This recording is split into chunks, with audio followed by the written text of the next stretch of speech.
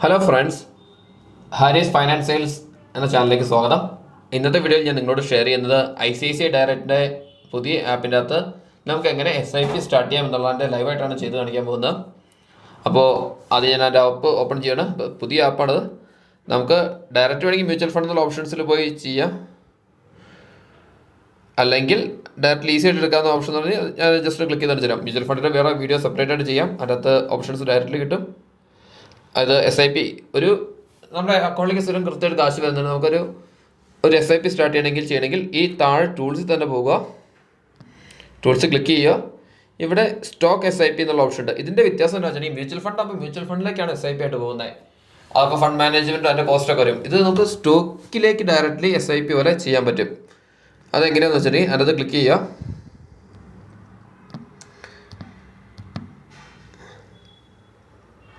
അപ്പോൾ ഇതിൻ്റെ അകത്ത് ലിസ്റ്റ് ചെയ്തിട്ടുള്ള സ്റ്റോക്കുകളെല്ലാം കാണാൻ സാധിക്കും.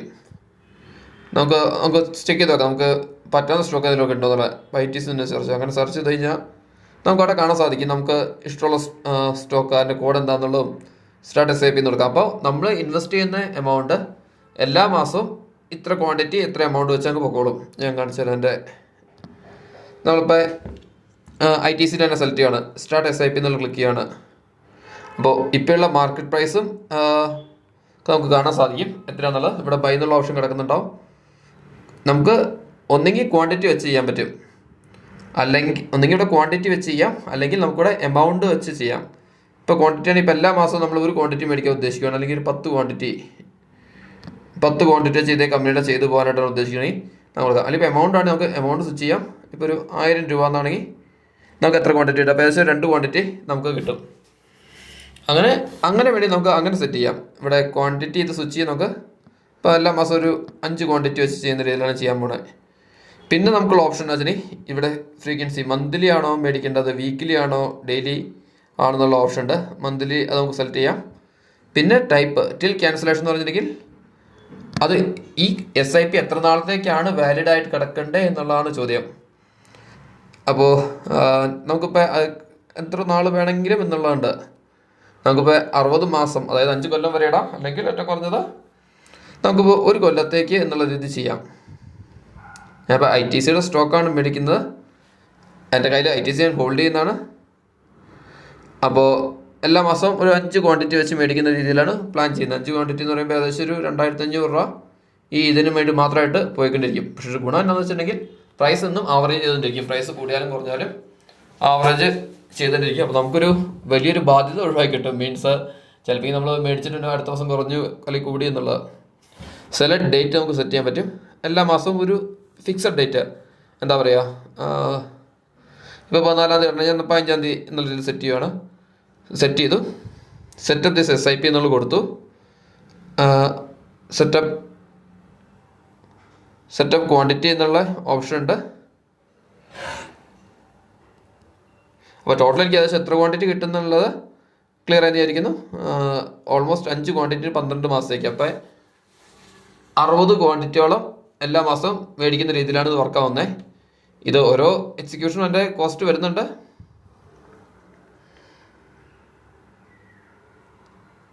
ഓട്ടോ റിന്യൂ ദിസ്, ഓക്കെ, ഇത് വേണ്ടി കൊടുത്തിട്ട് കഴിഞ്ഞാൽ auto renew this SIP on expiry എന്ന് പറഞ്ഞാൽ ഈ 12 മാസം കഴിയുമ്പോൾ വീണ്ടും ഈ പ്രോസസ്സ് കണ്ടിന്യൂ ചെയ്യുന്നതിന് വേണ്ടിയാണ്.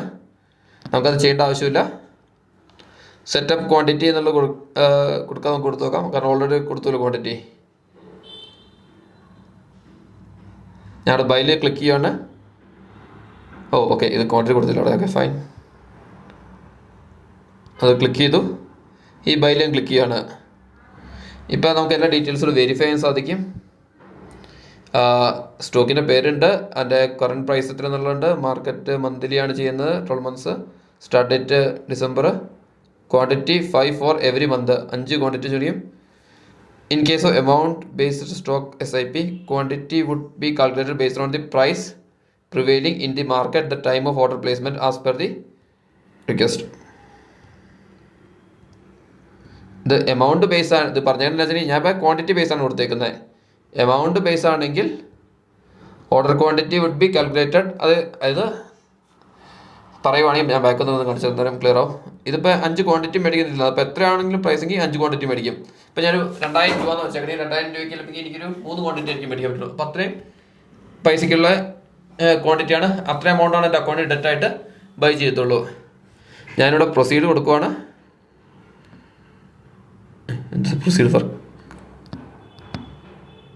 പ്രൊസീഡ് കൊടുക്കുവാണ്.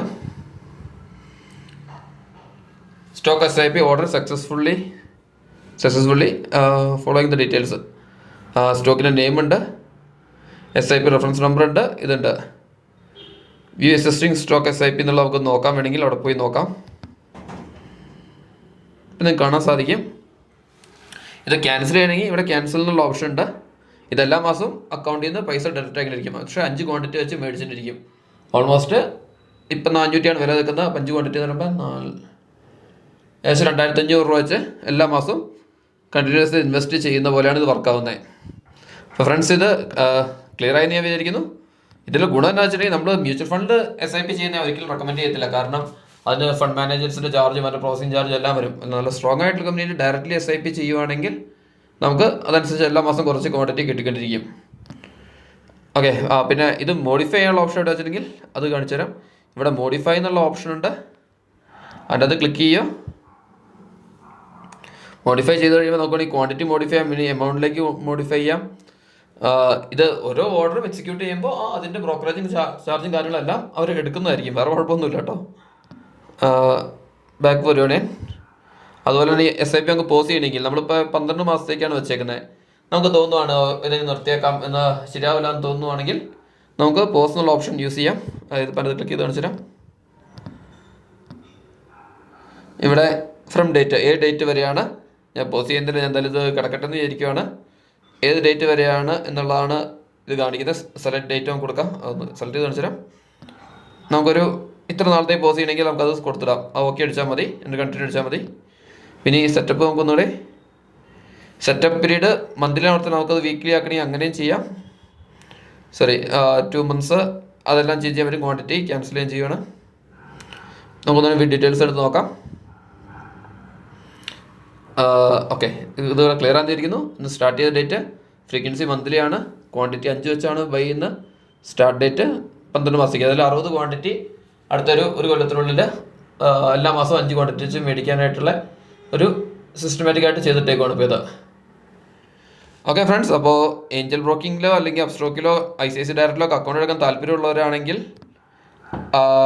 വീഡിയോയുടെ ഡിസ്ക്രിപ്ഷൻ ലിങ്ക് കിടക്കുന്നുണ്ട്, അതിനകത്ത് ക്ലിക്ക് ചെയ്ത് നിങ്ങൾക്ക് അക്കൗണ്ട് എടുക്കാവുന്നതാണ്. ഇത് കമ്പാരിറ്റീവ്ലി ഈസിയാണ്.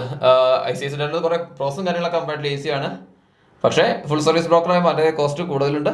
ശരിക്കും ഒരു ഇൻവെസ്റ്റ്മെൻറ്റ് എന്ന രീതിയിലാണ് ഞാൻ എപ്പോഴും ICICI ഡയറക്റ്റിനെ റെക്കമെൻഡ് ചെയ്യത്തുള്ളൂ. ഒരു ട്രേഡിങ്ങിനൊക്കെ ആണെങ്കിൽ ഏഞ്ചൽ ബ്രോക്കിംഗ് അപ്സ്ട്രോക്കിംഗ് റെക്കമെൻഡ് ചെയ്യുള്ളൂ. എൻ്റെ അക്കൗണ്ട് എടുക്കാനുള്ള ലിങ്ക് ഡിസ്ക്രിപ്ഷനിലുണ്ട്. അത് ചെക്ക് ചെയ്തെടുത്ത് കഴിഞ്ഞാൽ എനിക്ക് ചെറിയ കമ്മീഷൻ കിട്ടും. അതെനിക്കൊരു ഹെൽപ്ഫുൾ ആയിരിക്കും. Okay friends, thanks for watching my video. By.